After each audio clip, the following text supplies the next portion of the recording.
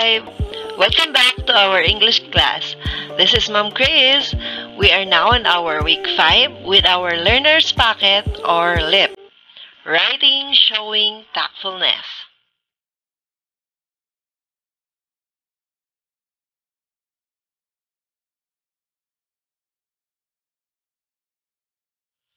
Our most essential learning competencies, or MELCs, show tactfulness when communicating with others. Link comments to the remarks of others. Use appropriate strategies to keep the discussion going.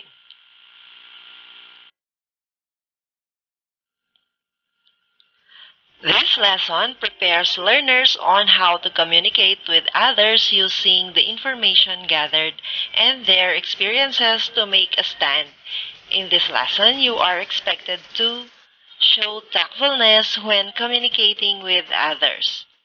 Number 2, link comments to the remarks of others. Number 3, use appropriate strategies to keep the discussion going.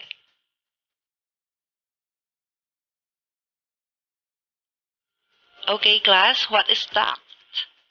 Tact is the ability to deliver a difficult message in a way that considers other people's feelings and preserves relationships.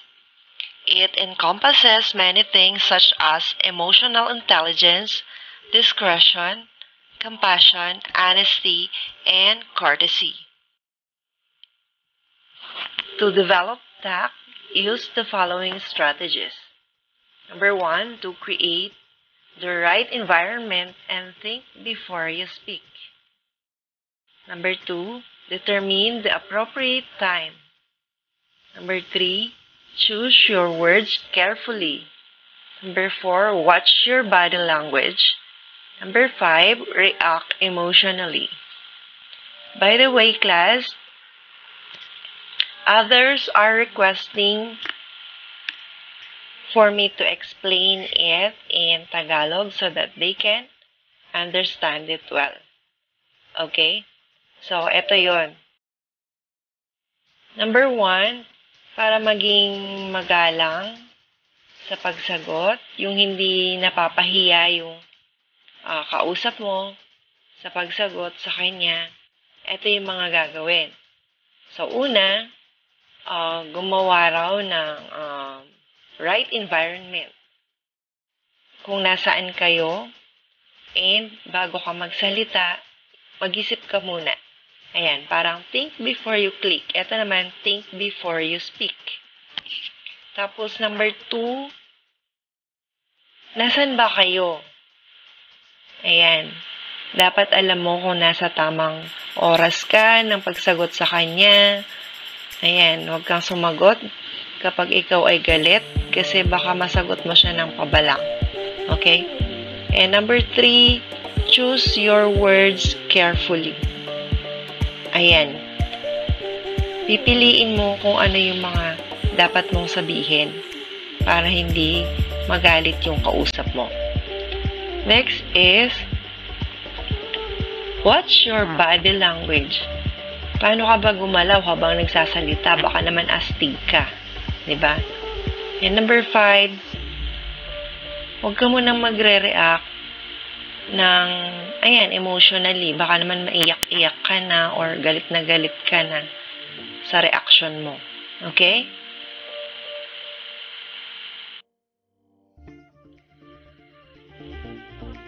How to write a quality comment. So, it's like writing a comment on Facebook. But here, as a beginner writer, we really appreciate feedback and comments. However, we would also really enjoy it if you as a reader would follow these simple instructions on how to write a quality comment. Number 1, always capitalize an I, the letter I, when it is standing alone. Number 2, remember, use proper grammar. Number 3, use correct punctuation. Okay, I know it's understood.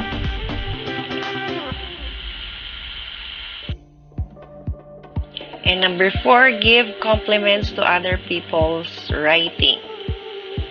Before you give your comments, you have to compliment their writing before you give your comment. You should appreciate their writing first before you give your comment. Number 5, make connections by sharing facts about the topic of their writing.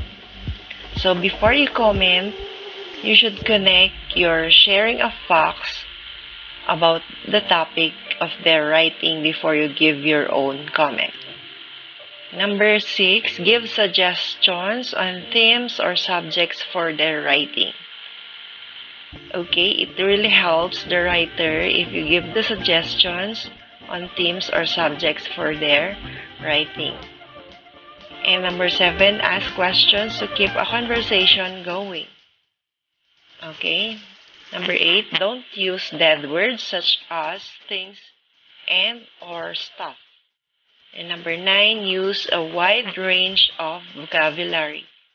Sa number 8, dead means yung mga patay na salita. Yan yung mga hindi dapat gamitin. Such as things and or stuff. And sa number 9, dapat malawak yung range ng vocabulary.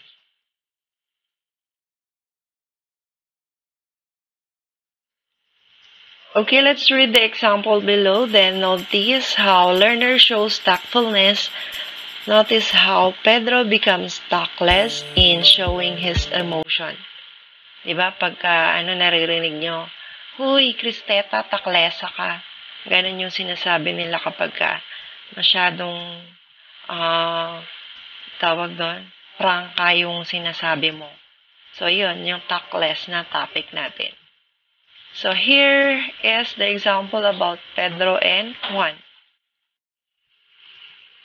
So, here's what Pedro's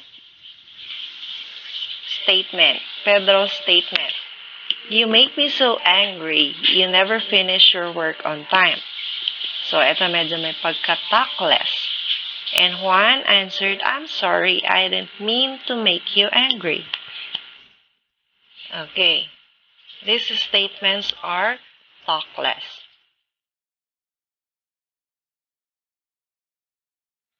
Do you know that there is another way of expressing your emotions? It is in tactful manner. So the first one kanina is tactless. This one naman is tactful. So look at the difference. I feel sad when work is not completed on time because it means I have to wait until I can do my work. So that is Pedro's statement. And for Juan, I apologize for not finishing my work on time. Ayan. Hindi sila nagagalit. Kanina kasi, I am so angry, sabi. This one is not because it is in tactful manner.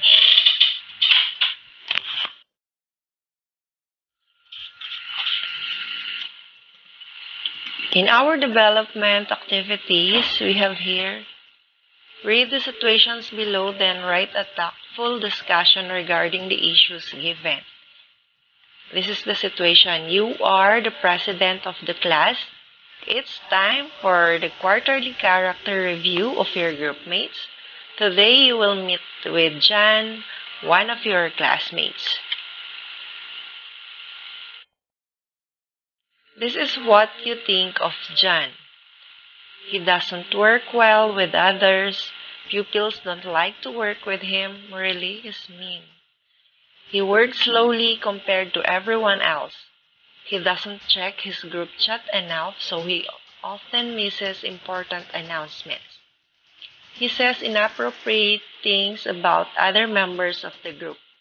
He often brags about his achievements and high grades to his classmates.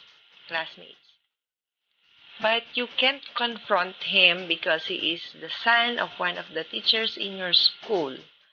But you have to talk to him about these issues today. So please discuss with him tactfully.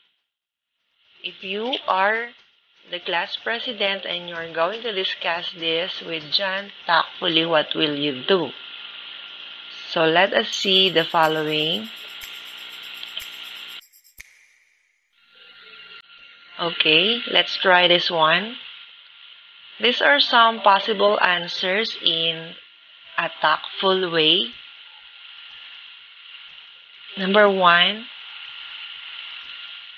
with the situation a while ago with John, the class president would say, we should work together as a team so that everybody get a high grade.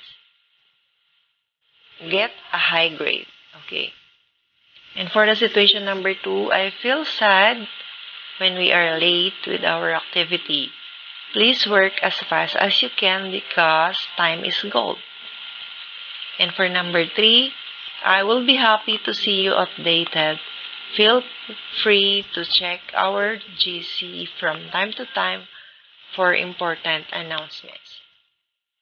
And number 4, we could all be friends. Talk nicely to everyone to gain friends in the group. And number 5, I know we are all happy to have high grades, but let us be humble to everyone. So these are just the possible answer, but you can do, or you can write your own in a tactful manner. Okay?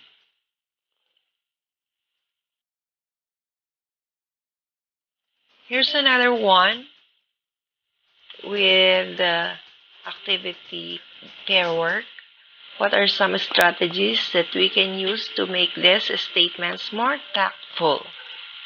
Okay, you can do it on your own. So, your perfume is too strong. Paano mo daw sasabihin in a tactful way na sobrang bango ng kanyang pabango? Diba? Na hindi siya nagagalit, hindi siya na-offend. Ito naman, paano mo patatahimikin yung anak mo? For example, paano mo sasabihan na tumahimik siya? Na hindi siya nagagalit, na hindi siya na-offend. And number 3, I don't want to waste my time talking with you on the phone anymore. I have more important things to do. Okay, paano mo daw to sasabihin in a tactful way? Kasi itong sinabi niya parang napapahiya yung kausap. So, how will you say this in a tactful manner? Okay? Number 4, I need the report now. How will you say this in a tactful manner? And number 5, this has way too much salt. So, how will you say this in a tactful way? I have here some possible answers, but you can write your own in a more tactful way. Okay? For number 1, I have here, I love your perfume, but I prefer the lighter smell. And for number 2, speak softly, I can hear you. And for number 3, can I get back to you later? I just have to finish what I'm doing right now. So, diba, hindi siya masyadong napapahiya dyan pag sinabihan mo lang ng ganyan. And number 4, our superior needs the report today. So, ganyan lang, na hindi naman ganito na, I need the report now, na galit. So, pag sinabi na yan na kailangan na ng principal o ng teacher yung report, syempre, mag-aapura na rin siyang magpasa. And number 5, I love the salty taste, but I think it's too much for this. Yan, ganyan lang, para hindi ma-offend yung sinasabihan mo. Okay? And for the letter C, choose one issue presented below. State your stand regarding your chosen issue in paragraph form. So, you must choose one only. Choose topic. Choose from 1 to 5. Global warming is real. Filipinos kind and hospitable. So, dapat paragraph yung gagawin ninyo. Ito, paragraph form.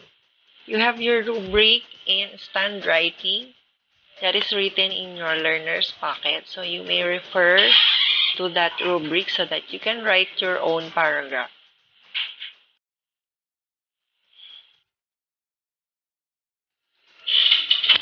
And for the engagement part, read the sentences below, then rephrase them to a statement that will show tactfulness. An example is given for you. So this is the statement. Steven, I want to watch how to create videos so I can improve my vlogging skills. And the possible answer, Steven, I think improving my vlogging skills would help me to get high scores in my performance tasks. This is why it's important to watch tutorial videos on making vlogs. Okay? And for the number 1, now that the project is finished, let's have a meeting to plan our next step. So how can you write this in a more tactful way? So this is the possible answer. You may write it like this. First, I'd like to thank everyone for your hard work on the project. Ayan, di ba kanina on our tips on how to write, you must give appreciation first before you write your comment. So this first statement, I'd like to thank everyone for your hard work. And this means that the one who is talking is appreciating the hard work for the project. Then, we work as a team and we had success as a result. Let's continue our momentum and start thinking about our next step.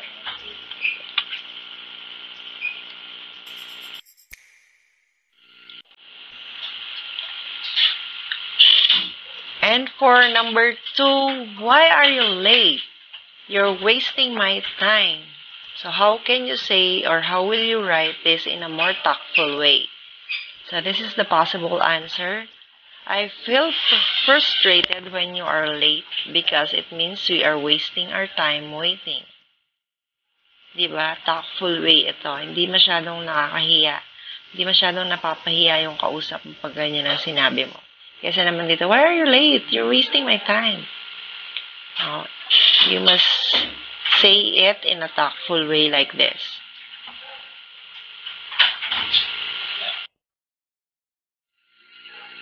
Number 3, don't wear shorts and sandal when having our online class. So, how can you say this in a more tactful way? You can say it, you are encouraged to wear uniform during our online class so that you will feel like you are inside the classroom. Ganun. Para mas maganda, hindi siya mapahiya. Hoy, naka-shorts ka. Hindi pwede mag-short tsaka mag-sando. Yan, dapat daw ganyan. Ini-encourage ko kayong magsuot ng uniform para sa ating online class. Para feeling nyo nasa loob kayo ng classroom. Ganun po. And for this activity, write a short essay about your experiences during the COVID-19 pandemic. Use the rubrics below in scoring your work. So you have your rubrics in your learner's packet. Also in the letter B, write the paragraph about child labor or child abuse. Show tactfulness in expressing your ideas. So kayo na bahalang magsulat ng inyong paragraph dyan.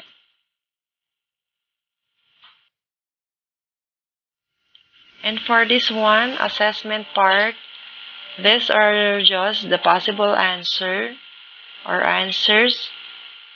for this part. Okay, I highlighted it in red so that you can get or you can write your own possible answer for this.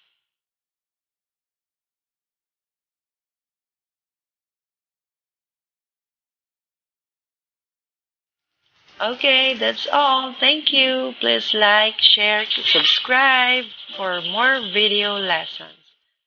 Thank you. God bless.